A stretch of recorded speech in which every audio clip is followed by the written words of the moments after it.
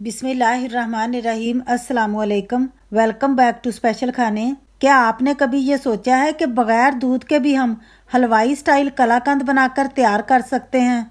तो जी हाँ, आज मैं आप सबके लिए हलवाई की दुकान से चुनकर सीक्रेट रेसिपी के साथ बनने वाली कलाकंद की एक ऐसी रेसिपी लाई हूँ जो लो बजट में 5 से 10 मिनट में ही बनकर तैयार हो जाती है। हैरान कुन तो बात यह कि इसे हम बगैर दूध के, बगैर खोए के और बगैर पनीर के बनाकर तैयार करेंगे, लेकिन फिर भी इतनी परफेक्ट दानेदार मुंह में घुल जाने वाली ये कलाकंद बन के तैयार होगी कि आपका दिल खुश हो जाएगा। तो चलिए आइए पानी से बनने वाली इंस्टेंट कलाकंद को बनाना स्टार्ट कर लेते हैं।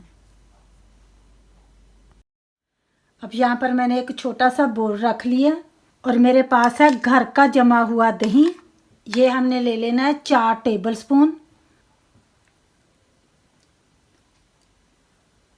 ख्याल रहे कि दही बहुत ज़्यादा खट्टा नहीं होना चाहिए। अगर खट्टा दही है आपके पास तो फिर आपने 2 टेबलस्पून डालने हैं। खट्टा दही होगा तो फिर मिठाई भी खट्टी बनेगी। थोड़ा सा हमने मिक्स कर लेना है ताकि जो बड़े से दही के अंदर चंक्स हैं वो ज़रा छोटे हो जाए।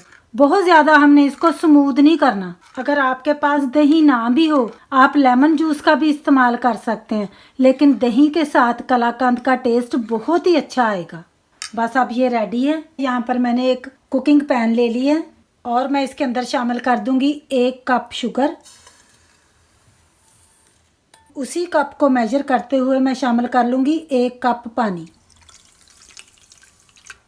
फ्लेम को हमने ऑन कर लेना है लो से मीडियम पर। शुगर को हमने पानी के अंदर इस तरह डिज़ोल्व करते जाना है ताकि नीचे ये बैठने ना पाए। शुगर जब नीचे बैठ जाती है तो वो जल जाती है। 1 कप चीनी में सिर्फ 1 कप पानी ही आपने शामिल करना है, ज़्यादा पानी नहीं हमने डालना। कलाकंद बनाने का ये सबसे आसान तरीका है। इसके अंदर हमें दूध भी नहीं चाहिए, खोया भी नहीं चाहिए। नॉर्मल तो हमें घंटों दूध को पकाना पड़ता है कलाकंद बनाने के लिए, लेकिन इस रेसिपी के लिए ऐसा कुछ भी नहीं करना। बहुत ही आसान है, बहुत ही सिंपल तरीका है कलाकंद बनाने का। इसकी ना 1 तार की ना 2 तार की हमने चाशनी नहीं तैयार करनी। बस ये है कि पानी में से, शुगर में से कच्चापन चला जाए। और साथ ही चाशनी के अंदर हम ऐड कर देंगे 1/4 टीस्पून इलायची का पाउडर। और साथ ही मज़ीद अच्छी खुशबू के लिए मैं शामिल कर दूंगी 2-3 ड्रॉप्स केवड़ा वाटर के। इसके साथ हमारी कलाकंद के अंदर बहुत ही अच्छी सी खुशबू आएगी। बस आपने ये नहीं सोचना कि हम पानी के साथ कलाकंद बना रहे हैं, ये भी कोई कलाकंद होगी। जी हाँ, मिठाई वाले भी यकीन माने कोई दूध का इस्तेमाल नहीं करते, वो भी इसी तरीके से कलाकंद बनाते हैं। अब यहाँ पर आप देख सकते हैं चाशनी में अच्छे तरीके से उबाल आना स्टार्ट हो गया है। बस इसी पॉइंट पर अब ये जो हमने योगर्ट को रेडी करके रखा था ना, इसको हमने ऐड कर देना है। योगर्ट को हमने चाशनी के अंदर मिक्स करते जाना है ताकि दही में से भी कच्चापन चला जाए। फ्लेम को हमने बहुत ज़्यादा हाई पर नहीं रखना। दही के आपको दाने दाने से, थोड़े से चंक से आपको नज़र आ रहे होंगे, इसी तरह ही हमें चाहिए। दही वाली चाशनी के अंदर उबाल आ रहा है और ये आपको थोड़ी सी गाढ़ी सी भी नज़र आ रही होगी क्योंकि हमने इसके अंदर दही डाला है ना, तो उसकी वजह से ये अब थोड़ी सी गाढ़ी हो गई है। बस हमने इसको तकरीबन 2 से 3 ही उबाल आने देने हैं, ज़्यादा नहीं पकाएंगे। यहाँ पर मैंने ड्राइड मिल्क पाउडर ले लिया है। आपने किसी भी कंपनी का अच्छा सा मिल्क पाउडर ले लेना है। ये मैंने अभी लिया है 1 कप। थोड़ा थोड़ा करके डालेंगे ताकि लम्प्स ना पड़ जाएं। ज़रा तेज़ तेज़ हाथ हमने चलाते हुए इसको मिक्स करते जाना है। देखिए अभी मैंने 1 कप डाला है मिल्क पाउडर का और आधा कप मैं इसके अंदर मज़ीद शामिल करूँगी। टोटल हमें 1.5 कप मिल्क पाउडर ऐड करना है। अच्छी तरह हमने मिक्स करना है।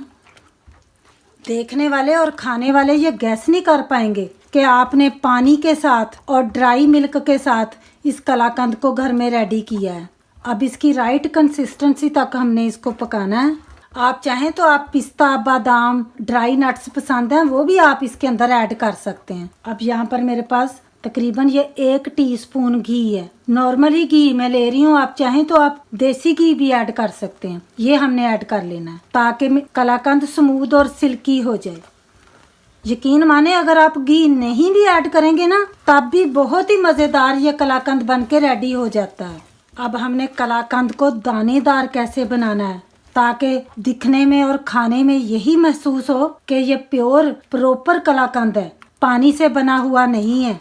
तो फिर यहाँ पर मैंने एक ब्रेड का पीस लिया है, इसको मैंने ग्राइंड कर लिया है। किनारे मैंने काट कर उतार लिए थे। ये ब्रेड का पीस भी हमने इसी पॉइंट पर ऐड कर देना है। बहुत ज़्यादा नहीं हमने ब्रेड डालनी, इतनी क्वांटिटी में हमें एक ही पीस ब्रेड का चाहिए।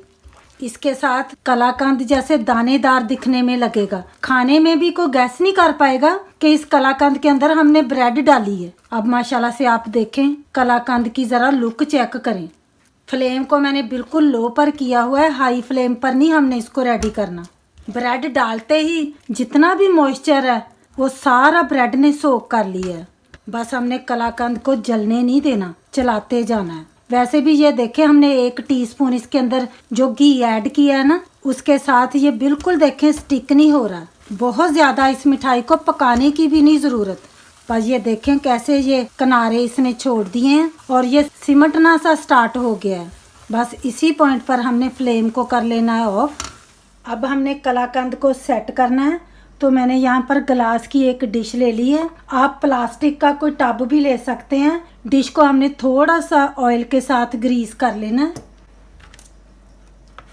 और मैंने इसके अंदर पार्चमेंट पेपर भी बिछा दिया है ताकि जब हम कलाकंद को निकालें तो निकालने के लिए आसानी रहे। थोड़ा सा ऑयल हम पार्चमेंट पेपर पर भी लगा लेंगे। ब्रश के साथ अच्छे तरीके से हमने स्प्रेड कर लेना है। कलाकंद की कंसिस्टेंसी मैं आपको चेक करा देती हूँ।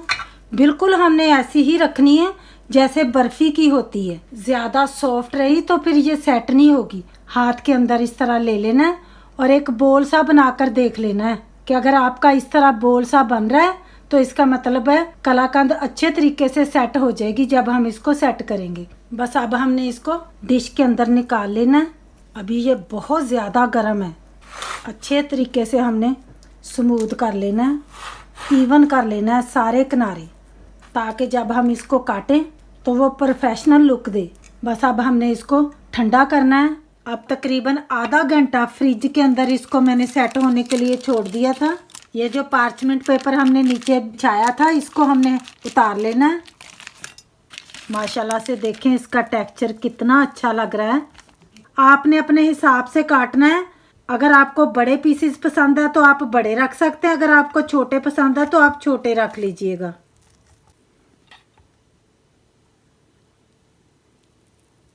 अगर आप चाहें तो आप इसको डेकोरेट भी कर सकते हैं पिस्ते के साथ या फिर बादाम की कतरन के साथ। आप इसको एज इट इज़ भी सर्व कर सकते हैं। ज़रूरी नहीं है कि आपने पिस्ता बादाम के साथ इसको डेकोरेट करना ही है। थोड़े से मेरे पास सूखी गुलाब की पत्तियां थी, वो भी मैं ऊपर लगा रही हूँ। यकीन माने जितना ये दिखने में ब्यूटीफुल नज़र आ रही है ना मिठाई, खाने में भी इसका टेस्ट कमाल का है।